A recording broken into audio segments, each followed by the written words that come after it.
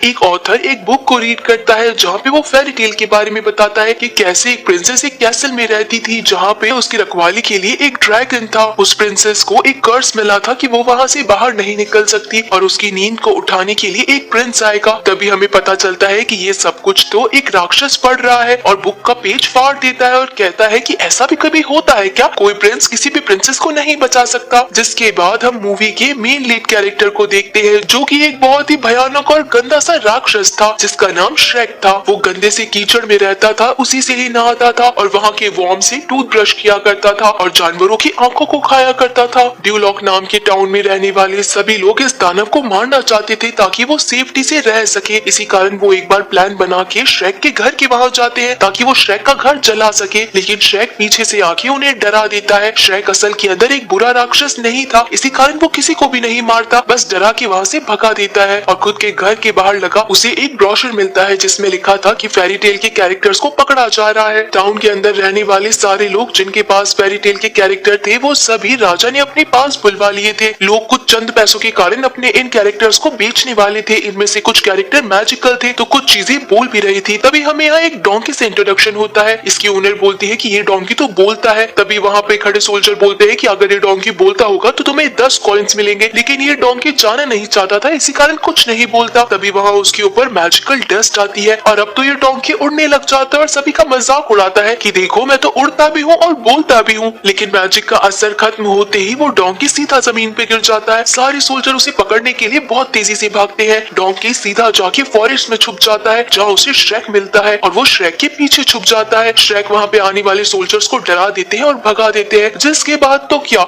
Donkey तो Shrek के पीछे लग जाता है और कहता है कि बिड़ू अपन दोनों की टीम एकदम सॉलिड है, मैं तुम्हारे साथ रहूंगा। लेकिन श्रेक को अकेला रहना पसंद था। वो डोंकी को डराता भी है, लेकिन डोंकी कहाँ डरने वाला था। डोंकी पीछे पीछे श्रेक के घर तक आ जाता है, लेकिन श्रेक उसे घर के अंदर नहीं बुलाता है। इसी कारण डोंकी कहता है ठीक है बिड़ू, मैं तो बाहर ही रह लूंगा। रात होने पे श्रेक अपना डिनर एंजॉय कर रहा था। कहीं ना कहीं श्रेक को लगता है कि शायद उसे डोंकी को खिलाना चाहिए, लेकिन फिर भी वो अपने आप में मस्त था। तभी वहाँ श्रेक के घर में एक के बाद एक बहुत सारे मेहमान आने लग जाते हैं। ये सारे मेहमान वही फेरी टेल के कैरेक्टर थे। असल के अंदर ये सब कुछ राजा ने किया था। राजा को जब सोल्जर्स ने बताया था कि यहाँ एक दानव रहता है तो इसी दानव को तंग करने के लिए राजा ने सारे फेरी टेल कैरेक्टर श्रेक के घर पे भेज दिए थे। श्रेक इस चीज से परेशान होकर सभी को घर से बाहर भेजता है। वो बाहर आता है तो देखता है यहाँ तो अनलिमिटेड लोग रह रहे हैं। तो वो सभी से पूछता है कि तुम्हें यहाँ किसने भेजा है। तो ये फेरी टेल कैरेक्टर बोलते हैं कि हमें यहाँ लॉर्ड फार्क्वार्ड ने भेजा है। तो श्रेक बोलता है कि मैं अभी किंग के पास जाता हूँ और तुम्हें यहाँ से निकलवा दूंगा। इस बात से ये लोग तो खुश हो जाते हैं कि चलो हमें हमारा घर मिल जाएगा। लेकिन श्रेक को कैसल का रास्ता पता ही नहीं था। वो किसी से भी पूछता है तो कोई भी फेरी टेल कैरेक्टर इस दानव के साथ जाने में रेडी नहीं था। तो सिर्फ और सिर्फ डोंकी ही उसके लिए हाथ उठाता है। ना चाहते हुए भी श्रेक को ये बोलते हुए डोंकी को अपने साथ लेके जाना पड़ता है। यहाँ हम लॉर्ड फार्क्वार्ड को देखते हैं जो कि एक छोटे से कुकी को बहुत परेशान कर रहा था। तभी लॉर्ड के सामने एक मिरर को लाया जाता है। लॉर्ड फार्क्वार्ड अभी तक किंग नहीं बने थे, इसी कारण वो मिरर से पूछते हैं कि आखिर मैं किंग कैसे बनूंगा। जहाँ ये मिरर बताता है कि आपको बस शादी करनी पड़ेगी जिसके बाद आप किंग बन जाएंगे। इसी कारण वो लॉर्ड फार्क्वार्ड को 3 प्रिंसेस बताता है। पहली प्रिंसेस सिंड्रेला थी, दूसरी प्रिंसेस स्लीपिंग ब्यूटी थी और तीसरी प्रिंसेस का नाम फियोना था जो कि एक ऐसे कैसल पे रहती थी जिसकी रखवाली एक ड्रैगन करता था। तभी यहाँ पे पूरी बात सुने बिना ही लॉर्ड फार्क्वार्ड तीसरी प्रिंसेस को चुन लेता है, लेकिन आखिर वहाँ तक जाएगा कौन। तभी यहाँ पे श्रेक अगली मॉर्निंग लॉर्ड फार्क्वार्ड के पास पहुँचता है उनसे अपना घर वापस लेने के लिए। लेकिन असल के अंदर यहाँ तो सोल्जर को चुने जाने का कॉम्पिटिशन चल रहा था। लॉर्ड फार्क्वार्ड बहुत ही डरपोक किस्म का प्रिंस था, इसी कारण वो सोल्जर्स को कहता है कि जो भी जीतेगा उसे प्रिंसेस को लाने का मौका मिलेगा। असल के अंदर तो वो खुद की जान बचाना चाहता था। तभी यहाँ पे श्रेक आ जाता है जिससे सभी लोग डरने लग जाते हैं। तभी लॉर्ड फार्क्वार्ड बोलते हैं कि जो भी इस दानव को हराएगा वही प्रिंसेस को लेने जाएगा। अब यहाँ पे श्रेक तो बड़ा सा आदमी था, वो सारे सोल्जर्स को ऐसे ही गिरा देता है। तो अब आखिर लॉर्ड फार्क्वार्ड क्या करते, उन्होंने कहा कि श्रेक जीत गया, यानी कि प्रिंसेस को लाने के लिए तो अब श्रेक जाएगा। तब श्रेक और लॉर्ड फार्क्वार्ड के बीच एक डील होती है कि श्रेक अगर प्रिंसेस को छुड़ा के वापस ले आता है उस कैसल से तो उसे उसका घर यानी कि उसे उसका दलदल मिल जाएगा। डोंकी यहाँ श्रेक को बहुत समझाता है कि ये प्रिंस बहुत स्मार्ट है, इसने तुम्हें पागल बना दिया है, तुम उसके काम में मत फंसो। लेकिन श्रेक बोलता है कि मुझे मेरा घर वापस चाहिए, इसके लिए मैं कुछ भी कर सकता हूँ। इसी कारण श्रेक डोंकी की बात नहीं मानता और उसे अपने साथ लेके भी नहीं जाता। लेकिन डोंकी कहाँ श्रेक का पीछा छोड़ने वाला था। ये लोग बहुत लंबा सफर करके फाइनली उस जगह तक पहुँच जाते हैं जहाँ पे जलता हुआ लावा था और इसी के साथ बहुत बड़ा कैसल था। इस ब्रिज से जाते जाते हुए डोंकी को डर लगता है, लेकिन फिर भी श्रेक उसे डराते हुए ब्रिज से काफी दूर ले आता है। अब इन दोनों को ड्रैगन और प्रिंसेस दोनों को ढूंढना था, जहाँ पे श्रेक आर्मर पहन लेता है और डोंकी को कहता है कि जाके तुम प्रिंसेस को ढूंढो, मैं ड्रैगन को देखता हूँ। लेकिन गलती से डोंकी का सामना ड्रैगन से हो जाता है, जिसके बाद तो ड्रैगन गुस्से में आके हर तरफ आग उगलने लग जाता है। यहाँ श्रेक इस ड्रैगन को पकड़ने के चक्कर में उसकी टेल पे आ जाता है, लेकिन टेल जैसे ही ड्रैगन घुमाता है तो श्रेक सीधा जाके प्रिंसेस के रूम में गिरता है। यहाँ गुस्से में आया हुआ ड्रैगन डोंकी की तरफ से सारे रास्ते को तोड़ देता है, लेकिन डोंकी बड़ा चालाक था। ड्रैगन के पास आते ही वो ड्रैगन की बहुत तारीफें करना शुरू कर देता है कि ओ माय गॉड, तुम तो बहुत सुंदर दिखती हो। असल के अंदर तो वो एक फीमेल ड्रैगन थी। जहाँ डोंकी इस ड्रैगन की अच्छी खासी तारीफ करता है कि तुम तो बिल्कुल पार्लर से निकल के आई हो और तुम्हारे दांत देखो कितने सुंदर है। चने के झाड़ पे चढ़ी हुई ये ड्रैगन डोंकी को बख्श देती है और अपने साथ ही ले जाती है। वहीं दूसरी तरफ प्रिंसेस को पता चलता है कि फाइनली उसे बचाने के लिए एक सोल्जर आ चुका है और वही उसका पहला प्यार है, लेकिन श्रेक तो उसे सीधा उठाता है और अपने साथ ले जाता है। फियोना बेचारी कहती रह जाती है कि तुम तो प्रिंस हो, तुम्हें अच्छी तरीके से आना चाहिए, सॉन्ग गाना चाहिए और फिर मुझे प्रपोज करना चाहिए। श्रेक कहता है इन सब बातों का टाइम नहीं है, हमें भागना है। तब फियोना को पता चलता है कि अभी तो इसने ड्रैगन को भी नहीं मारा है और अब हमें ड्रैगन से भी लड़ना है। यहाँ बेचारे डोंकी इस ड्रैगन के पास फंसा हुआ था। तभी श्रेक आता है, डोंकी को बचाता है और सीधा ड्रैगन के गले के अंदर एक चैन बांध देता है। ड्रैगन जैसे जैसे आगे भागने लगती है वैसे वैसे वो खुद ही उलझती जाती है। आखिर के अंदर श्रेक फियोना और डोंकी को लेके इस ब्रिज पे आगे बढ़ने लगता है, लेकिन ये ड्रैगन अपने मुंह से आग उगल देती है, जिसके कारण ये ब्रिज टूट जाता है और जल भी जाता है। फिर भी श्रेक इन दोनों को बचा के आखिर बाहर निकल जाता है। बेचारी ड्रैगन फिर से अकेली रह जाती है। बाहर आने के बाद अब फियोना जिद करने लगती है कि आखिर मुझे जिसने भी बचाया है मैं उसका चेहरा देखना चाहती हूँ। जहाँ श्रेक मना करता है कि आप मेरा चेहरा मत देखिए, आपको बचाने के लिए लॉर्ड फारक्वाड ने भेजा है। तो फियोना कहती है अगर वो मेरे साथ शादी करना चाहते हैं तो उन्हें यहाँ पे आना चाहिए था, मैं यहाँ से कहीं भी नहीं जाऊंगी, उन्हें ही बुला कर लेके आओ। जिसके बाद श्रेक अपना चेहरा दिखाता है। फियोना हालांकि कहीं ना कहीं डर भी जाती है, लेकिन फिर भी वो कुछ नहीं कहती और कहती है कि मैं जाऊंगी तो सिर्फ और सिर्फ लॉर्ड फारक्वाड के साथ जाऊंगी। श्रेक बिना किसी की बात सुने सीधा प्रिंसेस फियोना को अपने ऊपर उठाता है और निकल पड़ता है। आधा रास्ता तय करने के बाद जब फियोना को वो नीचे उतारता है तो फियोना कहती है शाम बहुत हो चुकी है, आज तो हम यहीं पे इंतजार करेंगे, मुझे कुछ सामानों की जरूरत है। जिसके बाद फियोना कुछ पत्थरों के अंदर चली जाती है और बोलती है कि चलो मैं अब सुबह मिलूंगी तुम लोगों से। रात होने पे यहाँ श्रेक और डोंकी सोने वाले थे, लेकिन तभी आपस में ये दोनों बात करते हैं। डोंकी कहता है कि आखिर तुम इतने अकेले क्यों रहते हो? तो श्रेक बोलता है कि मुझसे कोई बात ही नहीं करता, बचपन से मैं ऐसा दिखता हूँ कि लोग सोचते हैं मैं बहुत बुरा हूँ, कोई भी पास आने से डरता है मेरे, तो मैं आखिर किसके साथ रहूंगा? जिस बात पे डोंकी बोलता है कि यार मैंने जब तुम्हें पहली बार देखा तो मैं थोड़ी ना डरा था। तो श्रेक कहता है हाँ वो तो है, लेकिन बाकी कोई भी पसंद नहीं करता। ये सारी चीजें फियोना भी सुन रही थी। इधर लॉर्ड फारक्वाड अपनी प्रिंसेस को देखने के लिए बहुत बेताब थे। अगली सुबह प्रिंसेस फियोना उठ जाती है और वो सिंगिंग करने लगती है, जिसके कारण बेचारी एक चिड़िया ही मर जाती है। वो श्रेक और डोंकी के लिए ब्रेकफास्ट बनाती है, क्योंकि कल जो बातें हुई थी इससे वो श्रेक को कहती है कि मैं थोड़ी शर्मिंदा हूँ, कल मिलते से ही हम लोग लड़ रहे थे, तो लो आज ब्रेकफास्ट करो और हमें बहुत दूर जाना है तो चल पड़ो। जिसके बाद कुछ दूर आगे जाने के बाद फियोना को यहाँ जंगल के कुछ लोग पकड़ लेते हैं और फियोना के साथ फ्लर्ट करने की कोशिश करते हैं, लेकिन फियोना काफी स्मार्ट थी, वो एक के बाद एक इन सारे लोगों से बुरी तरीके से लड़ती है। श्रेक और डोंकी तो बेचारे साइड में ही खड़े थे, फियोना ने एक को भी नहीं छोड़ा था। इतनी शानदार फाइट देख के श्रेक पूछता है कि आखिर तुम्हें ये सब कैसे आता है? तो फियोना कहती है कि अगर अकेले रहना है तो ये सब सीखना ही पड़ता है। हमें पता चलता है कि श्रेक और फियोना की मेंटेलिटी एक जैसी है, ये दोनों एक दूसरे के साथ खेलने लगते हैं और खुशी खुशी आगे बढ़ते हैं। फिर से अगले दिन शाम होने वाली थी और सूरज ढलने वाला था, जहाँ फियोना कहती है कि देखो डोंकी कितना थक गया है। असल के अंदर ये लोग काफी पास थे कैसल से, लेकिन फिर भी फियोना रात में रुकने की जिद करती है। अब जब फियोना और श्रेक साथ में बैठ के कुछ खाना खा रहे थे तो श्रेक सोचता है कि शायद उसे फियोना को बता देना चाहिए कि वो उसे पसंद करता है, लेकिन श्रेक की हिम्मत नहीं होती है। वहीं पे फियोना भी सोचती है कि अगर वो अपने आप से आगे होके कहता तो सही रहता। डोंकी ये बात समझ जाता है और श्रेक को कहता है कि तुम्हें जाके उससे बात करनी चाहिए, क्योंकि अगले दिन तो वो चली जाएगी। तो श्रेक कहता है कि मैं इतना भद्दा और बदसूरत हूँ कि इतनी प्यारी प्रिंसेस मुझसे क्यों शादी करेगी, वो तो मुझसे डरती होगी। तो डोंकी कहता है इस बात का मालूम तो तुम्हें बाद में पता चलेगा ना, जब तुम उनसे बात करोगे। अब यहाँ अंधेरा हो चुका था तो डोंकी सोचता है कि चलो मैं खुद ही जाके प्रिंसेस फियोना से बात करता हूँ कि श्रेक उन्हें पसंद करता है। लेकिन जब डोंकी अंदर पहुँचता है तो वो डर के मारे पागल हो जाता है, क्योंकि यहाँ पे प्रिंसेस फियोना नहीं बल्कि एक और राक्षसनी थी। डोंकी इस राक्षसनी को कहता है कि तुमने फियोना को खा लिया है, निकालो हमारी प्रिंसेस को। तभी फीमेल ऑगर कहती है कि मैं ही फियोना हूँ, मैं ही वो प्रिंसेस हूँ, जरा देखो मेरी तरफ। तभी डोंकी कहता है कि तुम्हें ये ये क्या हो गया, तुम थोड़ी देर पहले तो बिल्कुल ठीक थी। जहाँ फियोना कहती है कि बचपन के अंदर मुझे एक विच ने कर्ज दिया था कि शाम होते ही और सूरज ढलते ही मैं इतनी ज्यादा अगली हो जाऊंगी जिसके बाद में मुझे सिर्फ मेरा सच्चा प्यार ही ठीक कर सकता है। इसी कारण मैं मेरे राजा को ढूंढती रहती हूँ कि उसके पहले किस्से में हमेशा की जैसे ठीक हो जाऊंगी। लेकिन अब डोंकी यहाँ पे फियोना को श्रेक के बारे में बताता है कि श्रेक उसे पसंद करता है, लेकिन फियोना कहती है कि मैं इतनी ज्यादा भद्दी हूँ कि मुझे कोई नहीं पसंद करेगा, श्रेक भी मुझे अकेला छोड़ देगा। दूसरी तरफ श्रेक यहाँ फियोना के पास आना चाहता था और वो उसे प्रपोज करने के लिए सोचता है। हाथ में फूल लेके वो जैसे ही आगे पहुंचता है तो यहाँ फियोना कह ही रही थी कि इतने भद्दे इंसान से आखिर कौन प्यार करेगा। असल के अंदर वो खुद के लिए कहती है और श्रेक समझता है कि फियोना उसके लिए कह रही है। इतनी बड़ी मिसअंडरस्टैंडिंग हो जाती है जिसके कारण अगली सुबह तो फियोना सोचती है कि वो श्रेक से बात करेगी और श्रेक को लगता है कि फियोना ने उसे गंदा बोला है। इसी कारण श्रेक फियोना से बिल्कुल बात नहीं करता और फियोना को कहता है कि मैंने सब कुछ सुन लिया है। फियोना को लगता है कि श्रेक उसके गंदेपन के बारे में जान चुका है। तभी इन दोनों के आर्गुमेंट के बीच में लॉर्ड फारक्वाड यहीं पहुंच जाते हैं। वो श्रेक से अपनी डील पूरी करते हैं और उसे अपना घर वापस लौटा देते हैं। श्रेक यहाँ से जाने के लिए बिल्कुल तैयार था, लेकिन तभी वो फियोना के पास जाता है और सीधा लॉर्ड फारक्वाड अपने घुटनों पे बैठ के फियोना को प्रपोज कर देता है। फियोना इतने छोटे से राजकुमार को देख के परेशान हो जाती है कि ये कैसा राजकुमार है, लेकिन असल के अंदर तो वो श्रेक के ऊपर भी गुस्सा थी। इसी कारण वो शादी के लिए हाँ कर देती है और कहती है कि शादी कल नहीं बल्कि आज ही होगी। दूसरी तरफ श्रेक गुस्से में आके डोंकी को भी भगा देता है और बोलता है कि मैं अकेला रहना चाहता हूँ, तुम मेरे साथ बिल्कुल नहीं चलोगे। इतना गलत सलत कहने के बाद डोंकी को भी बहुत बुरा लगता है और वो भी अपने रास्ते चला जाता है। रात होने पे श्रेक बिल्कुल अकेला था। वहीं पे फियोना भी अपनी शादी की तैयारियां कर रही थी। डोंकी यहाँ पे वापस से इसी ड्रैगन से मिल जाता है, लेकिन इस बार डोंकी श्रेक को अकेला नहीं छोड़ता। वो श्रेक के घर के बाहर आके बोलता है कि इसका आधा घर मेरा भी है, मैंने भी प्रिंसेस को बचाने में पूरी मदद की है, तो डील के अनुसार ये आधा घर मेरा हुआ। तो श्रेक बोलता है कि तुम कब से आने लग गए इस डील में, तुम भागो यहाँ से, ये घर सिर्फ और सिर्फ मेरा है। जिसके बाद इन दोनों के बीच में हुई लड़ाई सारी लड़ाई खत्म कर देती है। डोंकी यहाँ पे श्रेक को समझाने की कोशिश करता है कि एक बार तो तुम्हें फियोना से बात करनी चाहिए। तो श्रेक कहता है कि वो तो मुझे बहुत गंदा समझती है, इतना अगली राक्षस की वो मुझसे कभी बात भी नहीं करना चाहती। तो डोंकी कहता है कि मैं तुम्हें कुछ नहीं बता सकता, हम लोग तुम्हारे बारे में बात नहीं कर रहे थे। तो श्रेक एक्साइटेड हो जाता है और पूछता है कि क्या, तो फिर तुम लोग किसके बारे में बात कर रहे थे। तो डोंकी कहता है कि ये बात तो तुम्हें फियोना से जाके पूछना चाहिए। श्रेक कहता है कि आज तो उसकी शादी है, मैं आखिर कैसे जाऊंगा उसके पास। तभी वहाँ पे डोंकी अपनी गर्लफ्रेंड यानी कि ड्रैगन को बुलाता है। ये ड्रैगन इन दोनों को उड़ा के सीधा फियोना के पास ले जाती है। यहाँ पे फियोना की शादी लॉर्ड फारक्वाड से होने ही वाली थी कि तभी बीच में श्रेक आ जाता है, जो कि फियोना को समझाने की कोशिश करता है कि लॉर्ड फारक्वाड तुम्हारे लिए बिल्कुल अच्छा इंसान नहीं है, वो राजा बनने के लिए तुमसे शादी कर रहा है। जहाँ पे फियोना कहती है तुम्हें इससे क्या मतलब, चाहे वो मुझसे शादी करे या नहीं करे, कौन सा तुम मुझसे प्यार करते हो। लेकिन तब यहाँ पे श्रेक फियोना को प्रपोज कर देता है कि मैं तुमसे प्यार करता हूँ। तब फियोना कहती है कि मुझे भी तुम्हें कुछ बताना है, यहाँ सनसेट होने ही वाला था। इसी कारण जैसे ही फियोना के ऊपर सूरज की रोशनी पड़ती है तो फियोना एक ऑकर में बदल जाती है। वहाँ बैठे सारे लोग बिल्कुल चौंक जाते हैं कि ये तो एक राक्षसनी है, ये प्रिंसेस कैसे हो सकती है। श्रेक को भी लगता है कि ये इतनी कैसे बदल गई। जहाँ फियोना कहती है ये ही तो मैं तुम्हें बताना चाहती थी। लेकिन अब लॉर्ड फारक्वाड को गुस्सा आ जाता है। वो बोलता है कि मेरी तुमसे शादी हो चुकी है, जाके इस प्रिंसेस को वापस से बंद कर दो और मैं अब यहाँ का किंग बन चुका हूँ। बेचारे श्रेक और फियोना को बहुत सारे सोल्जर्स ने पकड़ लिया था। तभी श्रेक एक सीटी बजाता है। तभी यहाँ पे उड़ती हुई ड्रैगन पहुंच जाती है, जो कि सीधा आके लॉर्ड फारक्वाड को खा जाती है। जिसके बाद श्रेक यहाँ पे फियोना को किस करता है। देखते ही देखते सारा कर्स मैजिक के अंदर बदलने लगता है, लेकिन असल के अंदर फियोना एक नॉर्मल इंसान नहीं बल्कि एक ऑकर बन के रह जाती है। फियोना को लगता था कि उसका कर्स खत्म हो जाएगा, लेकिन उसके सच्चे प्यार के कारण वो भी एक ऑकर में ही बदल जाती है। जिसके बाद श्रेक और फियोना भी शादी कर लेते हैं। यहाँ पे सारे मेहमान फेरी टेल के क्रीचर थे, जो कि इन दोनों की शादी देख के बहुत खुश थे। इसी के साथ यहाँ डोंकी और ड्रैगन का भी रिलेशनशिप स्टार्ट हो जाता है। ये दोनों अपनी हैप्पी लाइफ के लिए आगे निकल जाते हैं और इसी के साथ ये प्रिंस और राक्षस